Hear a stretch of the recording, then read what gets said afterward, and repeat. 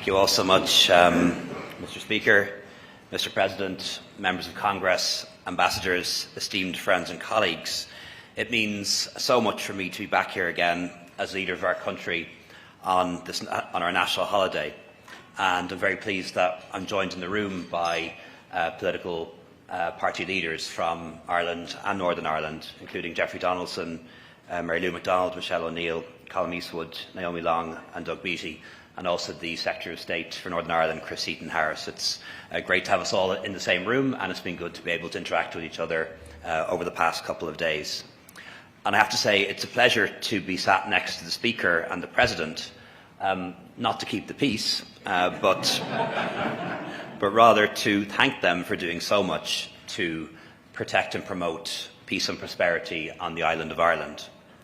So congratulations, Speaker McCarthy, on your election to this great office, and thank you so much for continuing the tradition of the Friends of Irish Luncheon.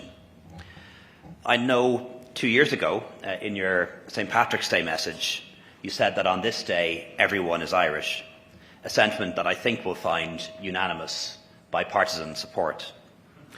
And I have to say, everyone in Ireland is proud that an Irish American holds the Speaker's gavel, and we wish you the very best in your term as Speaker, and I look forward to working with you on areas of common interest. As was mentioned earlier, it was on St. Patrick's Day in 1981 that a great American president, Ronald Reagan, first spoke of the search for a just and peaceful solution in Northern Ireland. Through successive administrations, members of Congress, the US has played a central role in helping us to find that solution. You made political interventions at pivotal moments, built relationships across parties, and supported communities. And through your contribution to the International Fund for Ireland, you encouraged dialogue and made peace building possible. The IFI's vital work continues today, thanks in no small part to the advocacy of so many of you here in the room today, and we are so grateful for that. And as a nation, we will be forever grateful to the Friends of Ireland Caucus for your commitment to Ireland North and South. Mr. Speaker, this year is the 40th anniversary of the first Friends of Ireland lunch hosted by Speaker Tip O'Neill, and I had the pleasure to meet his daughter only the other day, and also attended by Ronald Reagan. Reagan and O'Neill shared a vision of the role that the US could play in promoting and securing peace, helped achieve the impossible. And Mr. Speaker, as you know, this year is also the 25th anniversary of the Good Friday Agreement. That landmark achievement was made possible because people chose to believe in the potential for peace and the promise of a better future. A bit like that American way of believing things, that anything, in fact, is possible. The efforts of the parties in Northern Ireland and the Irish and British governments would not have succeeded without your input and steadfast support from all our friends and partners here in the US. A cycle of violence that ravaged the island for 30 years or more was broken, and history was made with a remarkable peace agreement based on political leadership, vision and compromise.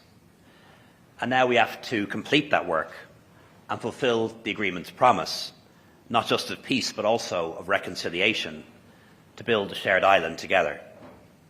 I know that the people of Northern Ireland want to see their political assembly and devolved government back up and running, and their politicians working to improve their lives. So much has been achieved since 1998, and today new generations of young people are growing up with no memory of the conflict their parents endured. And as somebody who grew up in the 80s and 90s, when political violence was an almost everyday occurrence, that is something to be profoundly grateful for.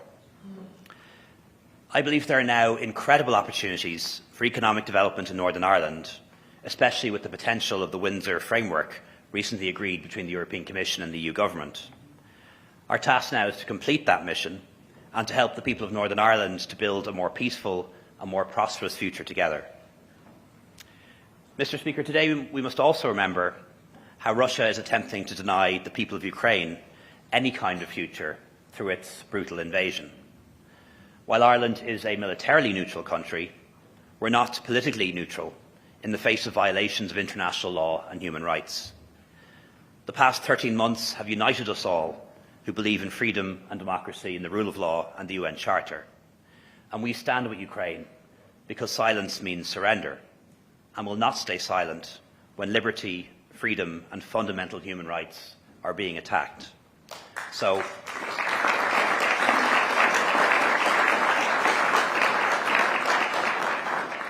we will stand with Ukraine for as long as it takes. And we've seen so many times in history how the story ends if it's not challenged, how appeasement, no matter how well intentioned, ultimately fails.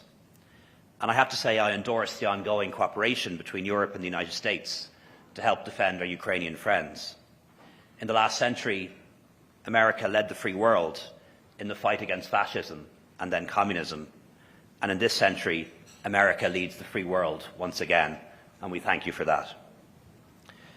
Mr. Speaker, symbols matter, and occasions like today matter as well, because they reinforce the invisible bonds that connect people of different political backgrounds together and join countries together. Our story is one of friendship and partnership, and above all, a belief in the possible, a belief in the promise of tomorrow. So thank you again, Mr. Speaker, and happy St. Patrick's Day to everyone.